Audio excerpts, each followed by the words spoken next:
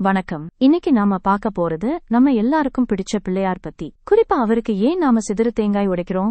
இதுக்கு பின்னாடி ஒரு அழகான கதை இருக்கு. ஒருமுறை சிவபெருமான் தன்னோட நெற்றிக்கண்ணை பார்த்து ஆச்சரியப்பட்ட குழந்தை விநாயகருக்கு அதே மாதிரி 3 கண்கள் கொண்ட ஒரு பொருளை விளையாட கொடுத்தாராம். அதுதான் தேங்காய். விளையாடும் போது அது உடைஞ்சு உள்ளே இருந்த சுவையான நீர் மற்றும் பருப்பை பார்த்து விநாயகர் மகிழ்ந்தார்னு ஒரு கதை இருக்கு. ஆனா பெரியவங்க இதுல வச்சிருக்கிற பாடம் ரொம்ப ஆழமானது. தேங்காய் மனித உடலுக்கு சமம்.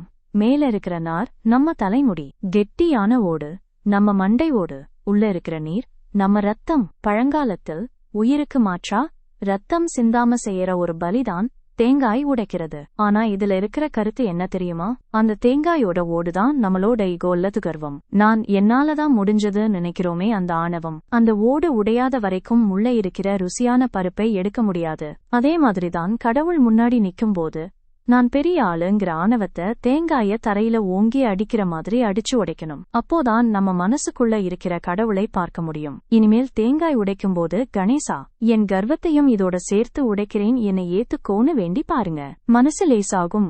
ஓம் கணேஷாய நமக. ஓம் கணேஷாய நமக. ஓம் கணேஷாய நமக. வெற்றி விநாயகருக்கு அரோகரா.